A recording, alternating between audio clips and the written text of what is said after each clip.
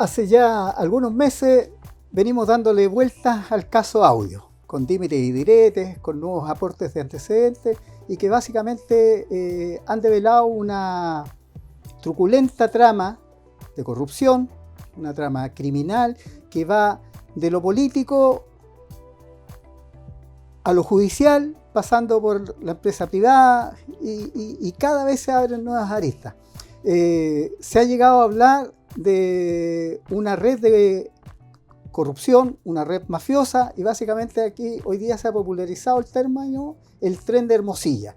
Sin embargo, los últimos antecedentes han estado perfilando que probablemente no se trate del tren de Hermosilla, sino que se trate del tren de otro personaje, que sería la luminaria, a raíz de los últimos datos que han ido aportando las develaciones de estos audios, ¿ya? Sería la luminaria del modo de actuar de este grupo, que vincula, ya lo he dicho, el poder judicial, el poder político, el poder empresarial. Particularmente, y refiriéndonos a esto, hace unos meses atrás aparece dentro de los audios develados las iniciales ACH. Se especulaba que podría ser Andrés Chadwick, y ahí partieron las negaciones. Bueno, estos últimos tiempos ya no se habla de ACH cuando se hace referencia a los audios, sino que se habla directamente de Andrés Chadwick, amigo íntimo de Hermosilla. Y no olvidemos que Hermosilla fue quien defendió a Andrés Chadwick cuando él estuvo sujeto a una acusación constitucional. Y se lo agradeció públicamente, además, a su abogado y amigo. Y a propósito también de este antecedente que estoy revelando, recordar de que quien financió la defensa en aquella oportunidad de Andrés Chadwick fue precisamente platas originadas en las actividades del grupo de empresarios que hoy día, que son los Sayé, que hoy día están presos, ¿ya? Y que en una trama judicial que va a dar para rato. Bueno, ¿qué pasa con el tema de Andrés Chadwick? Andrés Chadwick, particularmente cada vez que han salido nuevos antecedentes en los que aparece su nombre, él ha negado sistemáticamente el estar involucrado en cualquier arista de este truculento caso. A tal punto que por ahí alguien señaló de que a Andrés Chadwick lo único que le faltaba negar era que él fuera Andrés Chadwick. Así de simple. En algún momento también se le señaló, se le hizo la pregunta directa si esto ameritaba que se retirara de su partido. Él dijo que no, lo negó, y sin embargo, hoy día, ayer nada más, entramos a la etapa ahora de no negaciones, sino que de afirmaciones. Ayer nada más, Andrés Chadwick ha hecho pública su renuncia a la UDI, partido del cual fue parte él alrededor de 40 años, fue socio fundador, llamado popularmente uno de los coroneles de la UDI, ¿ya? O sea, uno de los mandamases, uno de los ideólogos, ¿ya? Uno de los que llevan las riendas, y sin embargo, luego de 40 años y un poco más, Andrés Chadwick ha renunciado a la UDI. Pero además se ha sabido, por declaraciones del presidente del partido, de que esta renuncia no fue particularmente ayer, sino que fue hace 2 semanas atrás. O sea, la renuncia a la UDI es casi como el fin de un largo camino de renuncia en los que se han visto envueltos una serie de personajes vinculados a el partido, ¿ya? Vinculados particularmente a la derecha, vinculados a una arista que se llama Universidad San Sebastián, otra arista vinculada particularmente a un par de fiscales, y dentro de ellos el fiscal Guerra, ¿ya? El cual se está viendo envuelto en una trama que muy específica y que dice relación con las causas VIP, que básicamente va revelando de qué manera la política se preocupaba de intervenir a un poder autónomo del Estado, que son los tribunales de justicia, para en definitiva no pagar las culpas de los crímenes en que sistemáticamente de un tiempo a esta parte iban siendo descubiertos, entre ellos el caso Penta, ¿ya? Bueno, de esto y otras muchas cosas más vamos a hablar en este nuevo programa de Voz Populi, Voz Dei. Recordarles que estamos transmitiendo desde el Centro Cultural Radiofónico Lorenzo Arena, que acoge a la radio Lorenzo Arena, 107.1, lo podrá usted encontrar en la banda FM, y Red Conce TV, estudio desde el cual hoy día estamos transmitiendo. Hoy día tenemos como invitado a Juan Eduardo Quilodrán, ¿ya? Candidato a Core por el Distrito 2, Concepción, Florida, Chiguayante, me parece. ¿Ya? Hijo ilustre de Chiguayante, fue concejal en aquella comuna. Él es trabajador social, magíster en gestión pública, estuvo a cargo recientemente de un programa del gobierno regional denominado 50 canchas, ¿ya? Y hoy día lo tenemos como invitado. Juan Eduardo, un gusto tenerte acá. Muchas gracias, Antonio, gracias a la gente que nos invitó, ¿cierto? a este canal virtual, pero esta radio, había tenido la posibilidad de visitar la radio en otra oportunidad, en otras funciones, como secretario regional ministerial, así que felicitar el trabajo que hacen porque comunican también de distintas cosas, digamos, a la ciudadanía. Así que, no, gracias por la invitación, Antonio, te estaba escuchando atentamente, digamos, tu introducción y bueno, lamentable este caso que revela efectivamente cómo funciona el poder pues, en nuestro país, cuáles son los tentáculos, digamos, que están operando en situaciones que hoy día pueden cambiar o han cambiado el destino de juicios, el destino de nombramientos de jueces de la Corte Suprema, y uno, bueno, no se imagina en qué otra cosa más.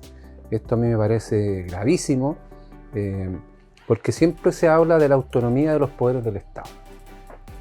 Y aquí, al parecer, no ocurriría y estarían influyendo, digamos, en decisiones muy importantes. El nivel de corrupción que hay detrás de estos casos, yo creo que nunca antes se había visto, porque efectivamente, como dices tú, aquí está el poder político, está el poder económico, pero también el poder judicial involucrado. Y esta arista que va paralela a propósito de lo que ocurrió en la Universidad de San Sebastián también me parece gravísimo, sobre todo por las luchas que se han dado a propósito de la calidad de la educación, ¿cierto?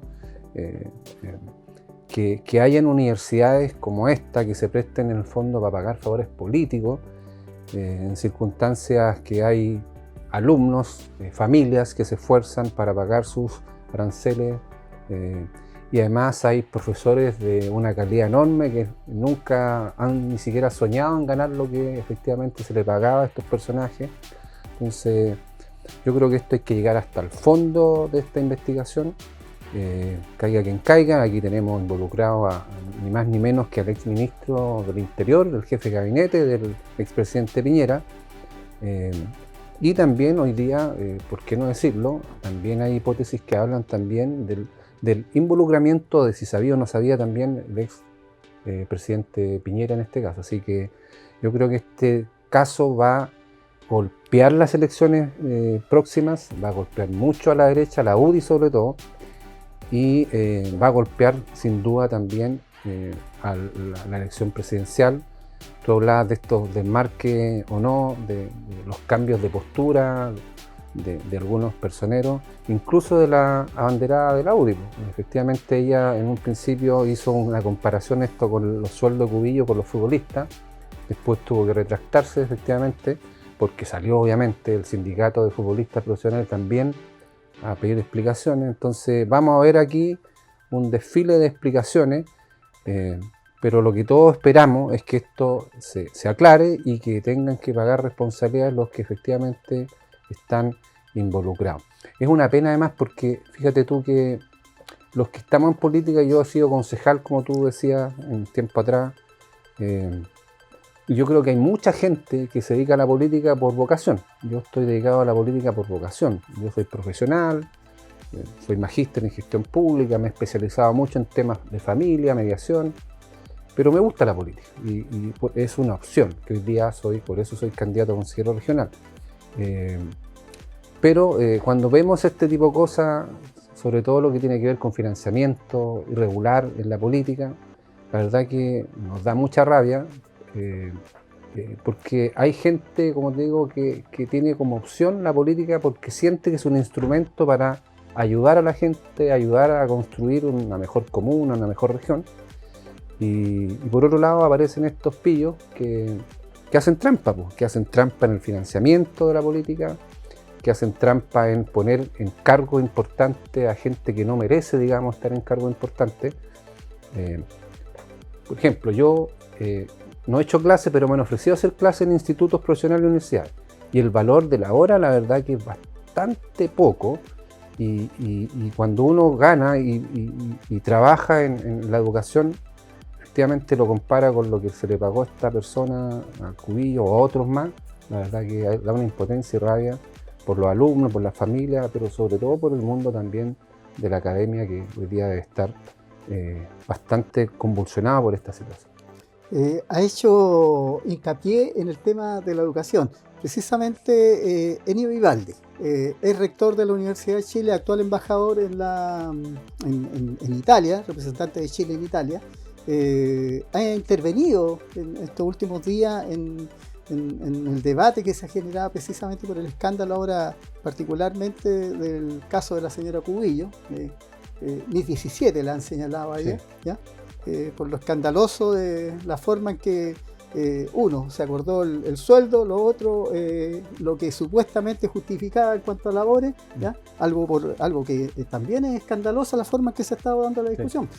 Porque no olvidemos que hasta el día de hoy todavía la señora Cubillo anda justificando la excelencia de la cual ella puede hacer gala, ¿ya? Como docente, y sin embargo el director de la universidad hoy día negando que fue cesante, que en definitiva fue administrativo. Todavía no se ponen de acuerdo en la mentirilla. Claro. Ahora, particularmente, ¿qué te parece a ti lo que ha señalado Ennio Vivaldi? Ennio Vivaldi, más que nada, más allá de los 17 millones de pesos, si se justifican, no se justifican, lo que él ha hecho hincapié es en el daño que se le ha hecho a la universidad y fundamentalmente a la educación en Chile con este escándalo. Yo estoy plenamente de acuerdo con lo que señala él, y te lo decía, digamos, antes en la introducción a tu comentario, porque claro, este caso pone en tela de juicio todo lo que hemos luchado. Efectivamente han habido movimientos nacionales que han, la Revolución Pingüina, entre otros, que han puesto al centro de la discusión el tema de la educación. Una educación de calidad, gratuita. Hoy día, hace un par de días, el presidente Boric anunció también esto que tiene que ver con la condonación del CAE, que va quizás por otro carril, pero también tiene que ver con la educación pública. Entonces aparecen este tipo de negociados, así para que lo llamemos por su nombre, y efectivamente pone entredicho todo lo que hemos avanzado.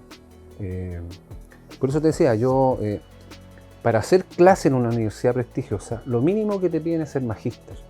Magíster. Lo mínimo, o sea, magíster y para arriba, digamos, doctor, digamos.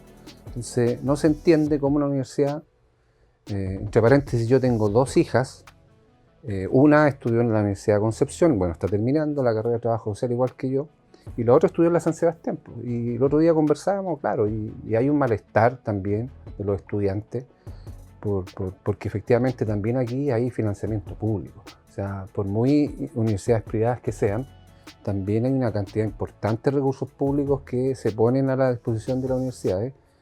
Y claro, los distintos actores hoy día señalan que este es un caso grave y que pone en tela de juicio, como te decía, todo lo que hemos avanzado en términos de educación pública, de calidad, estas luchas sociales que se han desarrollado.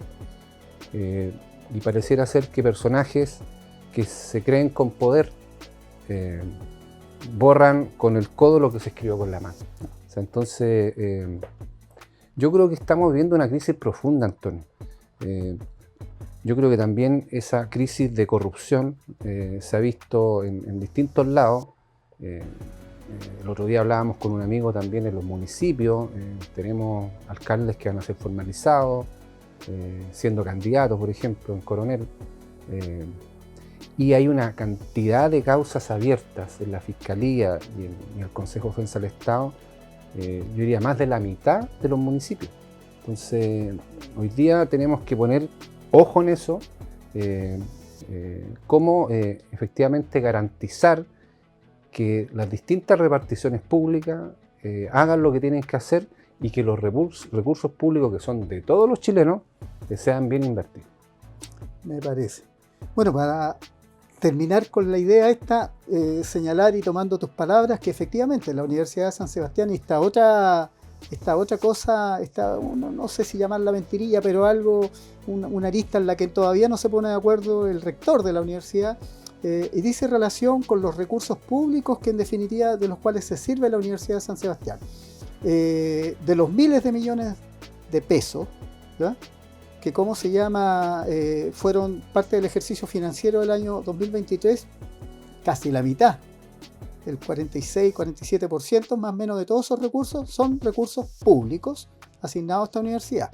Hay que decir también, que lo habíamos dicho en un programa pasado, la Universidad de San Sebastián parecía ser una especie de sumidero de un sector de la derecha que se quedaba sin trabajo en el gobierno. Todos iban a parar ahí como docentes de excelencia.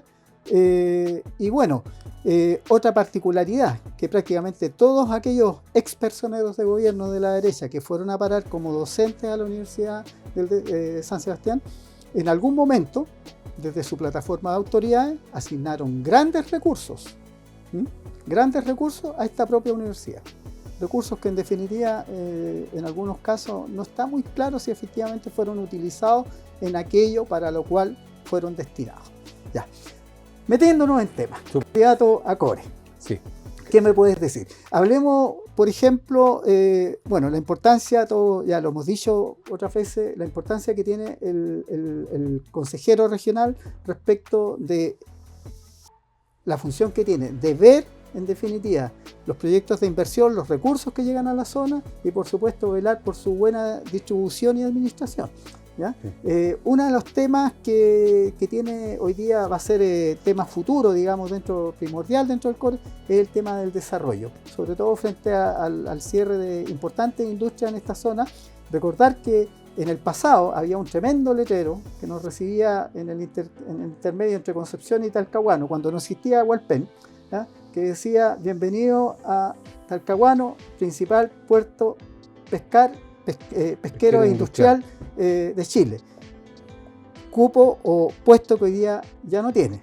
Se ha cerrado Huachipato, se ha cerrado Los Apencos, y hay carencia en un montón de actividades económicas dentro de la región. Bueno, hoy día por parte del Ministro de Obras Públicas se está tratando de implementar un programa de desarrollo que reimpulse el desarrollo de la región, y obviamente que el futuro gobierno regional, el futuro Consejo Regional, va a tener que ver la implementación de este programa propuesto por el ministro Grau. Sí. ¿Cómo ves esta cosa? Sí, claro, con bastante preocupación. Yo en lo personal he vivido muy de cerca el tema de Huachipato. Yo soy un hijo de huachipatino. Mi papá trabajó 40 años en la compañía. De hecho, nos educamos todos nuestros hermanos gracias al trabajo y esfuerzo de mi padre, pero también, digamos, porque estaba la compañía ahí funcionando. Yo iba de veraneo al complejo CAP que tienen en Quillón, ahí conocimos a mucha gente, entonces es bien doloroso lo que hoy día está ocurriendo con CAP. Por todo lo que también se generó a propósito de la salvaguardia, ¿cierto? Y por toda esta expectativa que generó, digamos, que eso iba a salvar, digamos, la compañía un par de años, los trabajadores, en circunstancia que al parecer habría un proyecto ya definido por los dueños, digamos, los operadores de la empresa, y que tiene que ver con lo que va a ocurrir quizá en Penco, con esta famosa empresa que se está instalando allá, Tierras Raras. Pero claro, el Consejo Regional, que son 28 consejeros regionales, tiene varias funciones, un consejero regional, y que yo siempre lo comento a propósito del rol de concejal en una comuna, que es muy similar a lo que hace un consejero, pero esto a nivel regional. El consejero regional propone al ejecutivo, en este caso al gobernador, o al equipo del core técnico, digamos, propuestas que tengan que ver con temáticas de interés. En lo personal, a mí me interesa mucho fomentar el tema de la infraestructura deportiva en distintos lados. De hecho, lo que he hecho hasta ahora en el gobierno regional ha sido eso. Me interesa mucho lo que tiene que ver con las políticas regionales para las personas mayores, por ejemplo, la política de autocuidado. Pero también este es un tema que tenemos que enfocarnos, porque efectivamente, al parecer, la matriz productiva de la región ha cambiado en los últimos 10, 15 años, y hay que redefinir algunos temas a propósito de lo que está ocurriendo con CAP, seguramente con Molicop, que en el fondo es casi un hermano, un primo, digamos, de CAP. Lo que ocurre con las forestales. Pero para que la gente en el fondo no entienda, claro, el gobierno regional planifica también políticas regionales, planes regionales, y yo no me cabe ninguna duda que un plan que hay que enfocar, a propósito de lo que dice la estrategia de desarrollo regional, el tema de desarrollo económico local o desarrollo productivo. Pero ahí un poco para hacer la diferencia, el gobierno regional, algunos dicen que el 4% del Fondo de Desarrollo Regional de lo que del Estado de Chile invierte en la región, otros hablan del 2%. Son hoy día 113.000 millones de pesos que ejecuta el gobierno regional. Para ser práctico, en una torta, no sé, pues de 100 pesos, 4 pesos pone el gobierno regional y los otros 96 lo pone, en este caso, como dices tú, Antonio, un sector en particular. Entonces es poquito lo que hace el gobierno regional en comparación a toda la sectorialidad, en este caso el MOP, salud, no sé, otras carteras que ponen harta plata, educación. Pero sin duda ese va a ser un gran tema que vamos a tener que discutir en el Consejo Regional.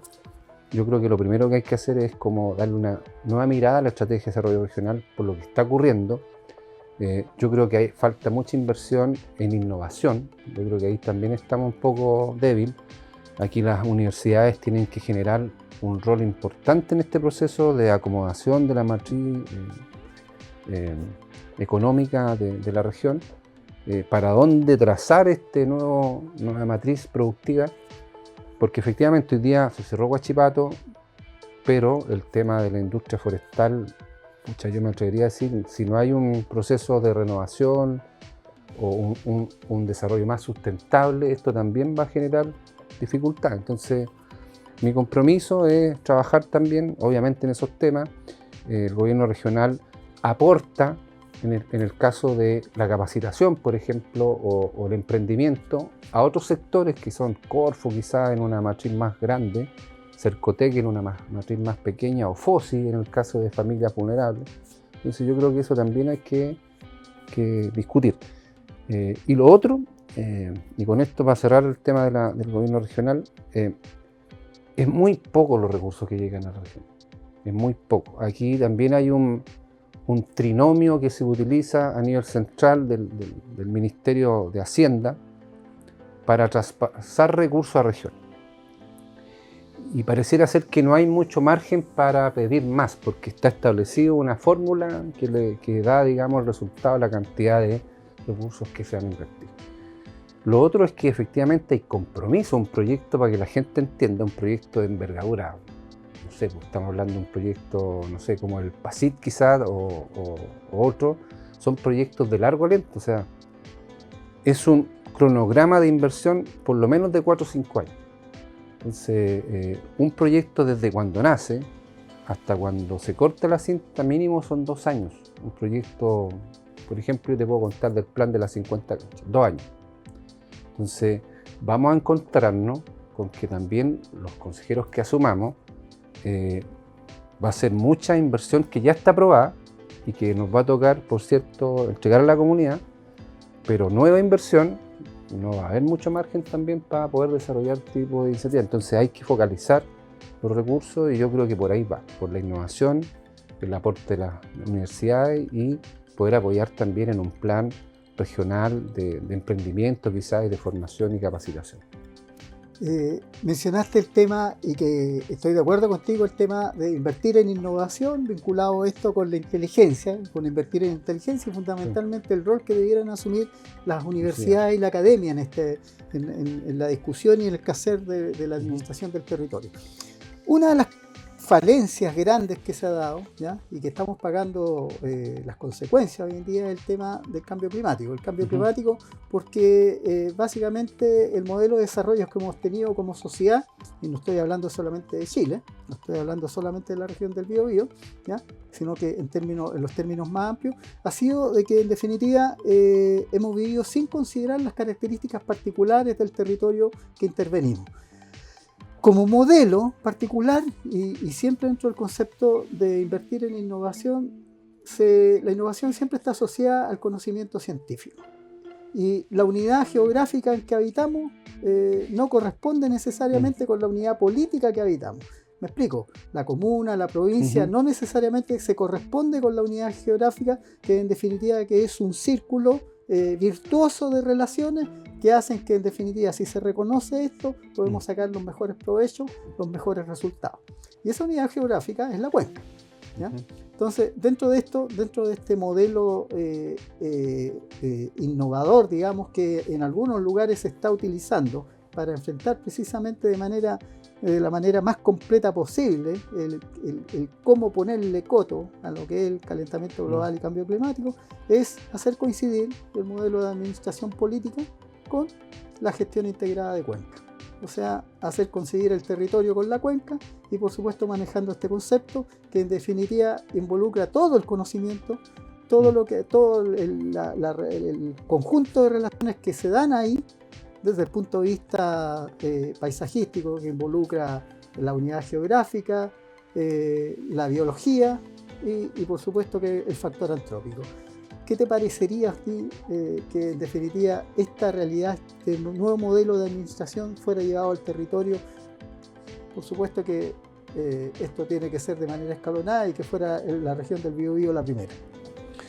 Oye, me parece una excelente idea. Mira, fíjate tú que yo te contaba en mi pasado, yo fui secretario regional ministerial de Desarrollo Social. Eso se nos había olvidado, se nos había pasado. Y efectivamente me tocó evaluar muchos proyectos, porque el Ministerio de Desarrollo Social tiene dos subsecretarías. Una subsecretaría de Desarrollo Social, que son todos los temas sociales a propósito de lo que hace con FOSI, con lo que hace con la CONADI. Pero otra área es la subsecretaría de Evaluación Social, que es lo que uno conoce como el sistema de evaluación. Entonces yo creo que quizás tu comentario, y te encuentro razón, también pasa por modificar algunos instrumentos que son más globales. Por ejemplo, cuando uno evalúa, por ejemplo, una carretera, tú sabes que esa evaluación no la hacen los sectorialistas de la región, lo hacen los sectorialistas de nivel central. O sea, las grandes iniciativas que involucran también una política de desarrollo ambiental se planifican en un lugar geográfico, como dices tú, que no es la región, que es en Santiago, que efectivamente hay una poca o nula vinculación con el territorio. Yo creo que eso tiene que cambiar. El sistema de evaluación hoy día ya es un sistema arcaico y que efectivamente no permite este tipo de modificaciones, de acercamiento. Te lo quería graficar con un ejemplo. En mi función como secretario regional ministerial me tocó ir a ver un par de iniciativas en Alto Biobío, por ejemplo, que eran iniciativas de privado. Tenía que ver con cómo generar energía eléctrica, digamos, en esa hermosa localidad de Alto Biobío.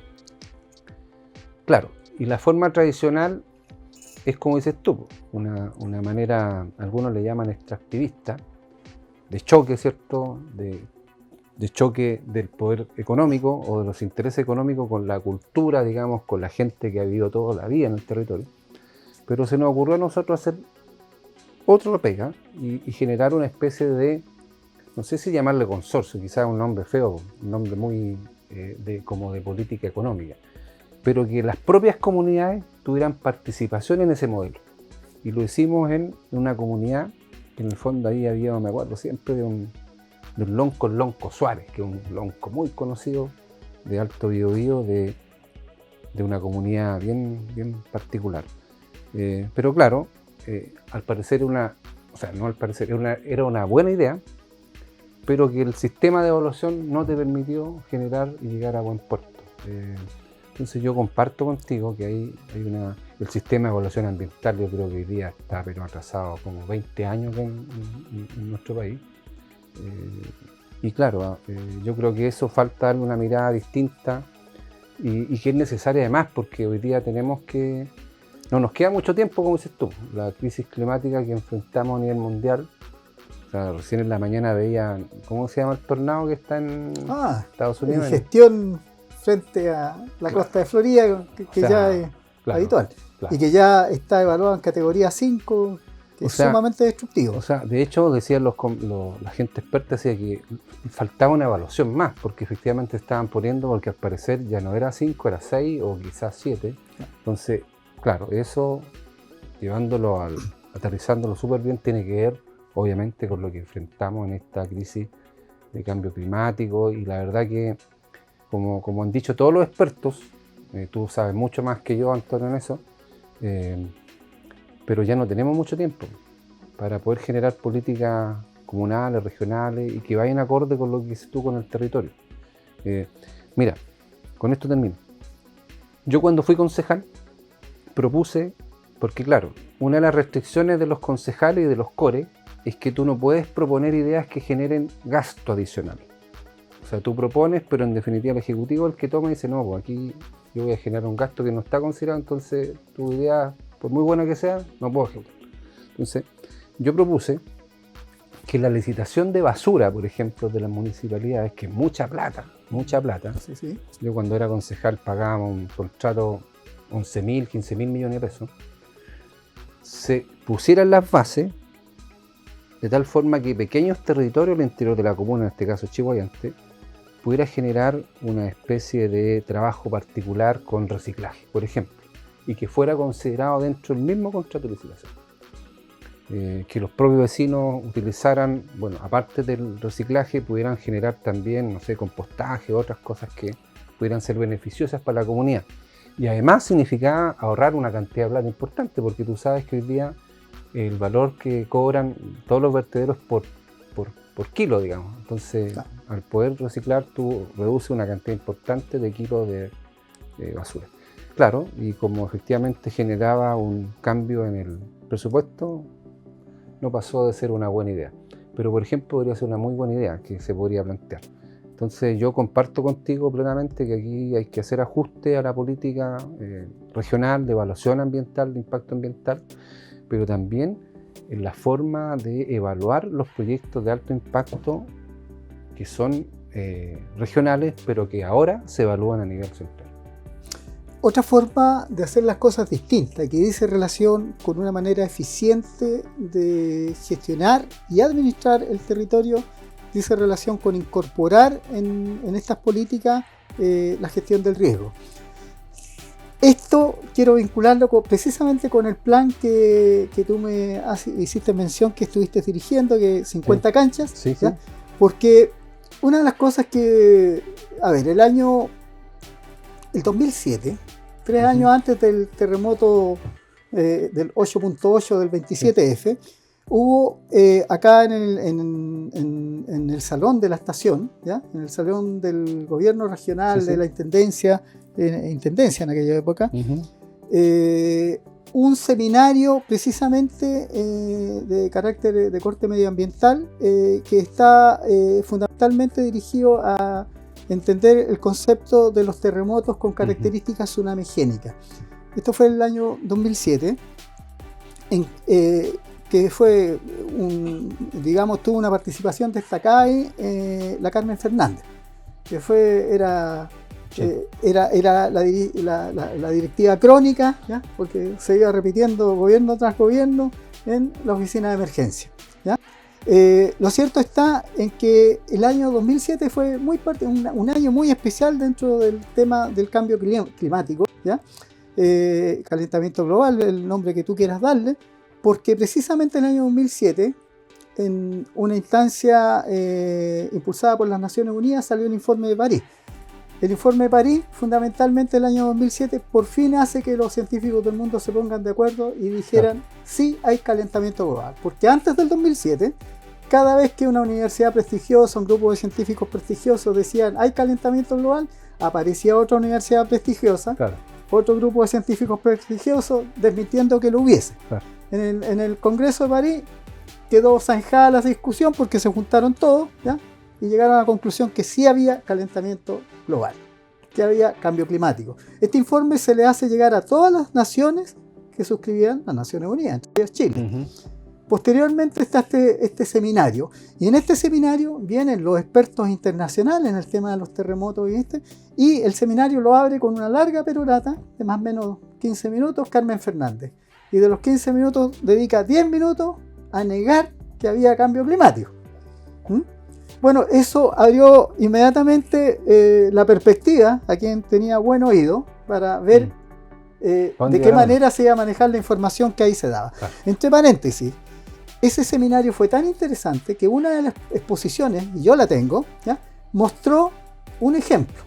Dijo, el seminario apuntaba en términos generales. ¿Por qué se hizo en Chile? Porque todos los expertos del mundo, entre ellos el experto número 1 en terremotos, un japonés, no recuerdo el nombre, seguramente impronunciable, ¿ya?, decían de que el próximo megaterremoto se venía en Chile y precisamente en la costa de la octava región, ¿ya?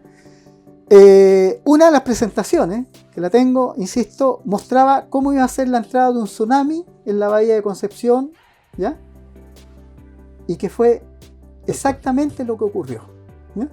Ahora, siempre los generales después de la batalla proliferan, pero acá tenemos una presentación que dice cómo va a ser la ola, la magnitud que va a tener, la dirección de entrada, los efectos que va a causar, el año 2007, y que es calcado de lo que pasó en la bahía de Concepción después del 27F.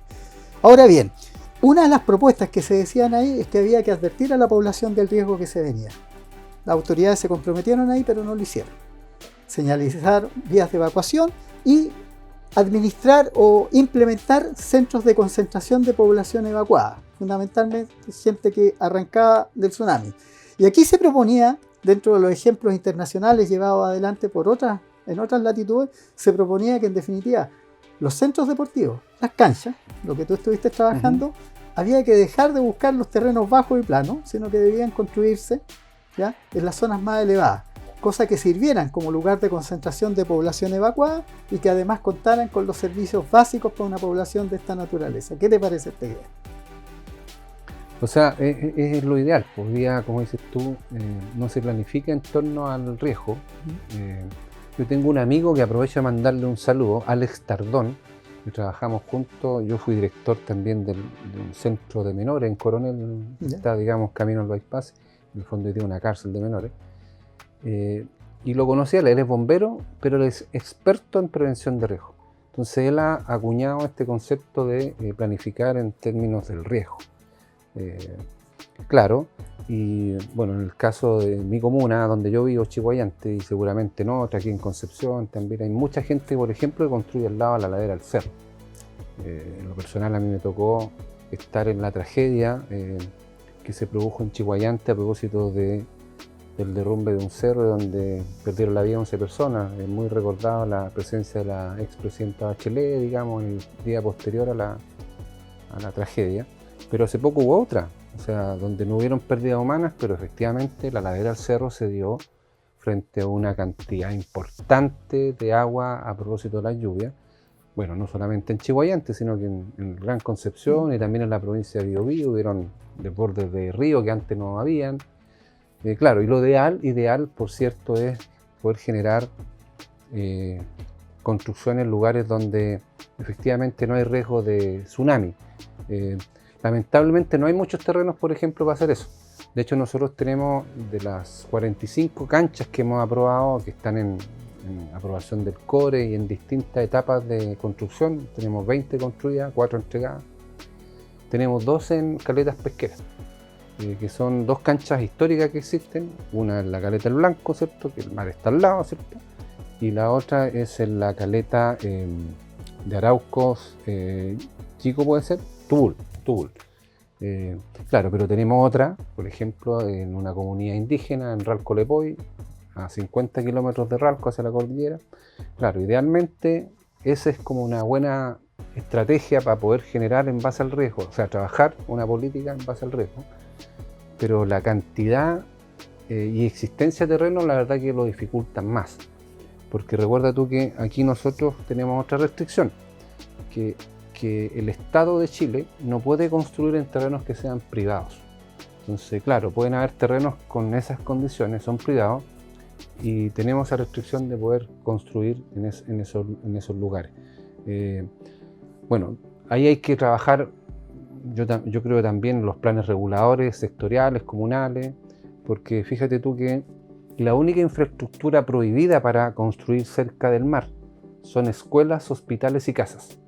En el caso de las canchas, que es un lugar como recreativo, no existe una restricción. Entonces, la inexistencia o falta de espacios para construir, no tenemos muchas alternativas. Así que, pero terminando el comentario, quizá, yo creo que falta mucho trabajar en torno al modelo del riesgo. ¿Cómo enfrentamos? Fíjate tú que los municipios, que son los organismos territoriales de primera acción, que están más cerca de la comunidad, cada vez que el Estado planifica una política pública, le entrega al municipio, ¿cierto?, la responsabilidad de ejecutar la política pública, que está bien, porque es una célula descentralizada, Claro. pero con cero recursos. O sea, este tema de la emergencia se lo entregaron a los municipios con cero recursos. Entonces, yo creo que ahí efectivamente falta una mejor planificación, porque en algunos lugares, en algunas comunas, se cumple con lo tradicional nomás. No hay una planificación en base al riesgo. O sea, se planifica, se cumple con Senapred, con la información, con el informe alfa, pero no hay un desarrollo mayor de tal forma que podamos enfrentar lo que dices tú con mayor antelación, con recursos, que es lo importante.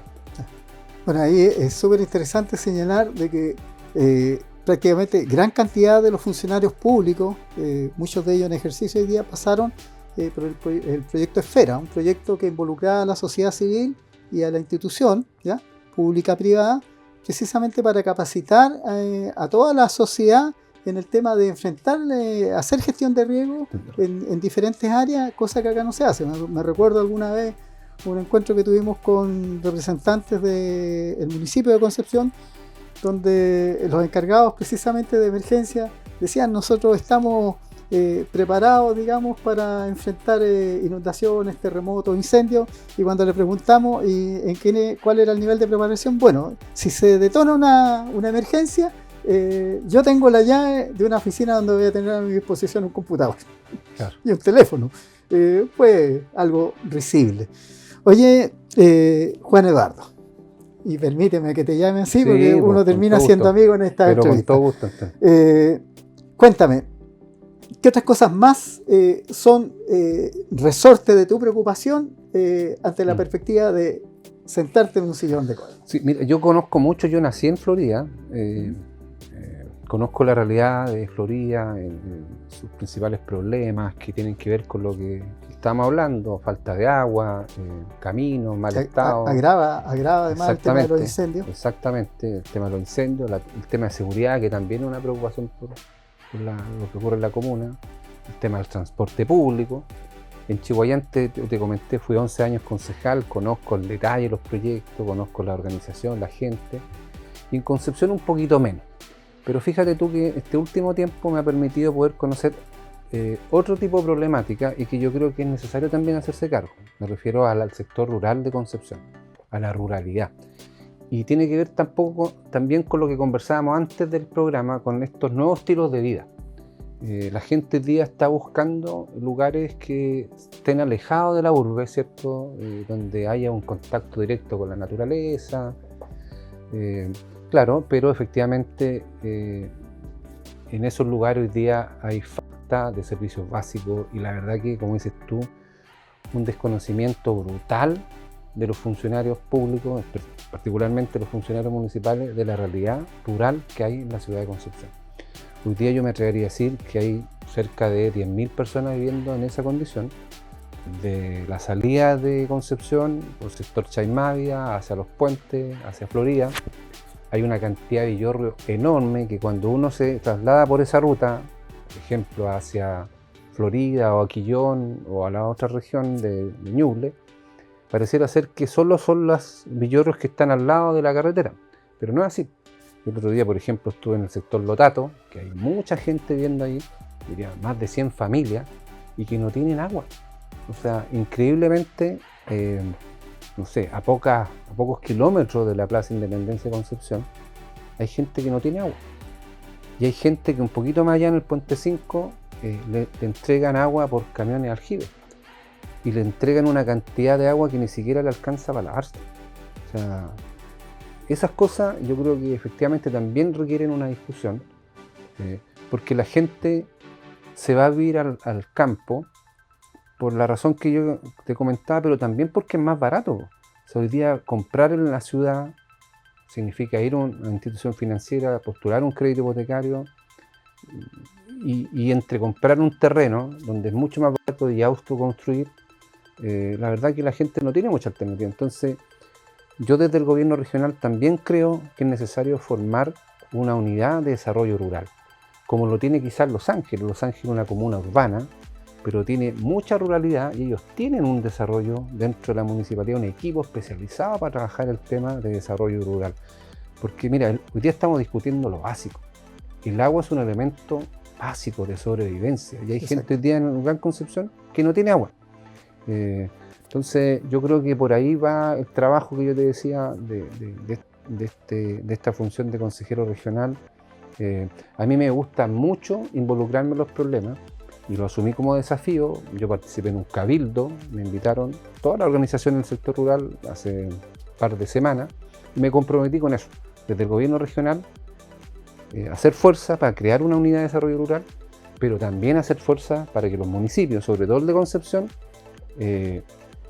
tengan funcionarios capacitados. Mira, con esto termino. La dirigente Olivia, que aprovecho de mandarle un saludo de Lotato, me decía que cuando empezaron a conversar con la gente de la municipalidad, con la SECPLAN en particular, sobre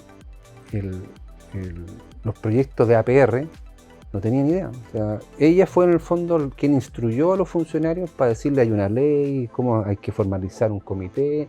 Es todo un proceso, digamos, que los funcionarios, como dices tú, no están capacitados para hacerlo. Entonces, aquí la verdad que yo creo que a veces con estas situaciones las grandes comunas se especializan en otros proyectos donde efectivamente están más cerca de la urbe, pero hoy día tenemos una realidad que está ahí y que va a seguir creciendo. O sea, la gente, yo estoy convencido que va a seguir como yéndose al sector rural, que tenemos que enfrentar. O sea, mi compromiso por lo menos en Concepción es poder trabajar eso, seguir en lo mío, ¿cierto? La infraestructura deportiva, no solamente el fútbol, debo aclararlo, también para otras disciplinas deportivas, el patinaje artístico, el básquetbol, el tenis de mesa, etcétera, etcétera, etcétera. Tenemos un proyecto muy interesante que yo lo voy a continuar. Dios mediante, soy elegido consejero regional, que es trabajar con los colegios, con las comunidades educativas. Fíjate tú que el traspaso que se hizo desde el gobierno militar, ¿cierto?, a los municipios, el traspaso de la educación, que era un acto descentralizador, resultó ser que al final se ocuparon esos espacios para llenar los cargos políticamente de los alcaldes y se dejó de lado la educación. Yo, por ejemplo, he entrado a colegios emblemáticos como el Colegio Enrique Molina de Concepción, hace poco celebró sus 200 años, que la verdad que uno entra y está ahí en las canchas que están ahí en el patio, la verdad que da pena cómo los jóvenes practican deporte en esas condiciones. Entonces, hay un programa muy bonito que es piloto, que es poder mejorar la infraestructura deportiva de todos los establecimientos educacionales, en este caso el Gran Concepción, y va a ser también un compromiso cuando sea consejero regional. Ya que menciona esto, algo muy interesante y poco conocido, efectivamente, en el proceso de municipalización de la educación que implicaba el traspaso, el atomizar el tema de toda la gran infraestructura centralizada de la educación y que se traspasaban estos recursos, tanto bienes materiales como humanos, a los municipios, no era algo que fuera así tan de libre uso como se dio con el tiempo. Esto estaba asociado a un decreto, ¿ya? Sí. Con fuerza de ley, que establecía que en el caso de, y particularmente referido a la infraestructura, si la infraestructura, en términos coloquiales, si un colegio dejaba de utilizarse por parte del municipio en la función para la cual estaba destinado, este debía devolverse al Estado, cosa que en la realidad no ocurrió. Muchos colegios fueron cerrados, sistemáticamente cerrados, y de una u otra manera se cambió su uso y en algunos casos inclusive terrenos fueron privatizados. Sí. ¿Ya? Algo que fue totalmente ilegal y de lo cual nadie en este país habla, ¿ya? Y que fue básicamente un saqueo de recursos por parte de los municipios, sin contar recursos educacionales destinados a la educación que fueron utilizados en campaña y un montón de cosas. Recuerdo por ahí un colegio de Concepción con excelencia que me tocó conocer, disculpa, en el cual en cada cuenta pública que se da una vez al año aparecía ahí, no me recuerdo, creo que alrededor de 5 millones de pesos, un presupuesto por pintar una pared que nunca fue pintada como en 10 años. Pero todos los años se pintaba más o menos por 5 millones de pesos. Un pequeño ejemplo. Yo, Antonio, en eso me tocó recorrer varios colegios porque teníamos un proyecto que se está evaluando ya en el gobierno regional, que es un proyecto de conservación de recintos deportivos de escuela. ¿Ya? Y la verdad que cuando le contábamos a las comunidades educativas, me tocó por ejemplo hacerlo en Chihuayante, en la escuela Bélgica, le mostrábamos la carpeta virtual de cómo iba a quedar, la gente llegaba a llorar, Antonio, porque efectivamente decía, nosotros soñamos durante todo este tiempo con algo tan simple, o sea, ¿sí? Era una inversión bajísima, o sea, bajísima en comparación a proyectos grandes, me refiero, no sé, 70, 80 millones de pesos, pero que le iba a cambiar la cara, digamos, a un lugar donde los niños por décadas han estado ahí y se han acostumbrado a estar en lugares que son inhóspitos, que no tienen accesibilidad universal. O sea, una persona que tiene discapacidad y anda en silla de ruedas, un niño no puede llegar a una cancha.